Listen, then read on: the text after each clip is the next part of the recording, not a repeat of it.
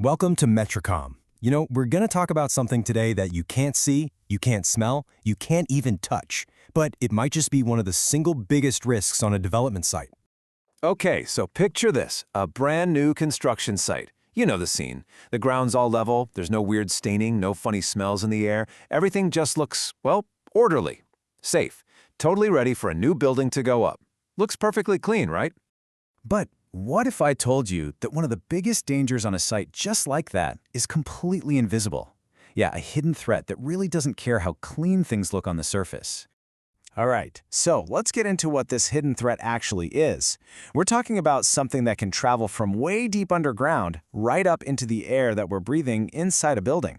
And it has a name: vapor intrusion. Yeah, the best way to think about it is like an invisible intruder, seriously. So vapor intrusion, it's what happens when these invisible chemical fumes from contamination buried deep in the soil or groundwater start to creep their way up. They seep right into the building sitting on top and can totally mess with the indoor air quality for anyone inside. So what exactly are these vapors? Well, the usual suspects are things called volatile organic compounds. You've probably heard of them as VOCs. These are basically chemicals that love to turn into a gas, even at room temperature. We're talking about stuff like petroleum from, say, an old gas station spill, or maybe some leftover industrial cleaning solvents. These guys are the source of our whole invisible problem. Now, to figure this all out, to track this risk, environmental experts basically become detectives. It's pretty cool, actually. They use this specific framework to see if all the pieces of the puzzle fit together, to see if the danger can actually reach people. And the model they use is absolutely key. It's called the source pathway receptor model. And here's the deal. For a risk to even exist, you need all three of these things connected. If even one piece is missing, poof, the chain is broken, there's no risk, it's that simple.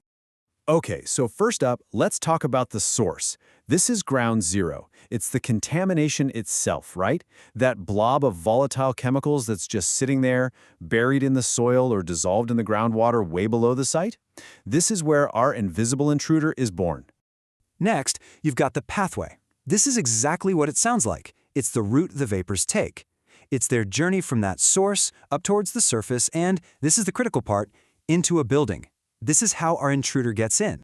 And look at all the ways they can do it. These vapors, they are relentless. They'll just squeeze through the tiny spaces between soil particles. They'll follow the easy route, like a trench dug for a utility pipe. And here's what you've really got to get. They don't need a gaping hole. We're talking about the tiniest little cracks in a foundation, or small gaps around where pipes come through the floor. To these vapors, that's like a 6-lane superhighway straight into the building. And that brings us to the final piece of the puzzle, the receptor. And honestly, this is the part that matters most. It's the people inside the building. We're talking about the residents, the employees, anyone who could potentially breathe in these vapors. This is the moment when an underground problem becomes a very real human health risk. So you see how it all connects? Once that chain, source, pathway, receptor, is complete, a site that looks totally fine, perfectly clean on the surface, can still be hiding a major risk. It's the #1 takeaway here. A visually clean site is not automatically a safe site. Okay, but here's where it gets even more interesting. Not all sites are created equal. It's just like a detective story, right? The specific details of the crime scene can completely change how dangerous the situation is. So those experts are detectives. They look at a whole bunch of different clues to figure out the real risk.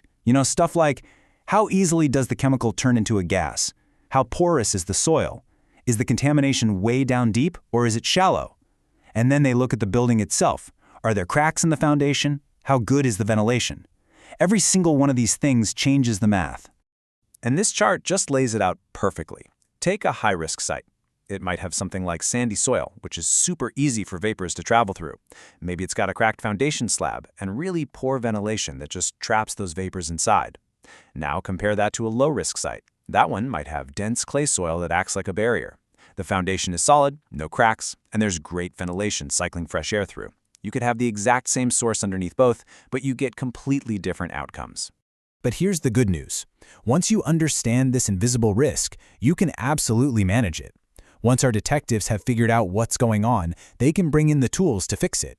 And there are some really clever and effective ways to do this. The whole game is about breaking that pathway link in the chain. For example, you can install a special vapor barrier. It's like a high-tech liner under the whole building. Or you could actually build a new pathway, a safer one, with venting systems that just harmlessly pipe the vapors outside. Some systems even create a little bit of a vacuum under the foundation to literally suck the vapors out before they can even think about getting inside. So if there's one thing to remember from all this, it's this. Contamination under the ground, the stuff you can't see, doesn't have to be visible to be dangerous. The second that source, that pathway, and that receptor all connect, that invisible threat becomes a very real risk. It really makes you stop and think, doesn't it? I mean, we go through our days trusting what our eyes tell us. But maybe this is a good reminder to ask a bigger question. What other unseen risks are hiding in plain sight all around us?